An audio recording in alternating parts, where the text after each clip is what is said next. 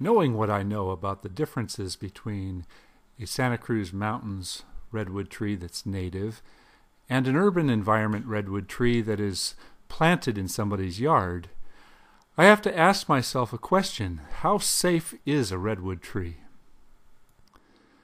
We've removed hundreds of redwood trees over the years, usually for good reason, with anything from lifting foundations to causing sewer damage. An extremely fast-growing tree. They get very, very large. Consistently, I find at the base of the tree when we cut them down, there is usually decay.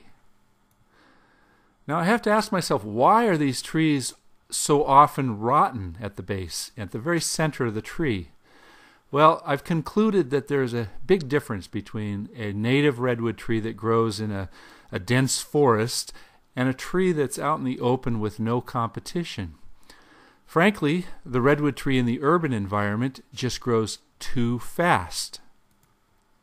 It seems that a slow-growing redwood tree is very durable and very decay resistant, and it's absolutely the opposite on a tree that's taken out of its native environment. These trees sometimes grow 4 to 5 feet in diameter over the course of 30 to 50 years. This particular tree was 4.5 feet and it was only 35 years old. And I have to question another thing about redwood trees. How many of these urban giants that are 30 to, say, even 100 years old, living down in this valley, how many of them are structurally unsound and hollow?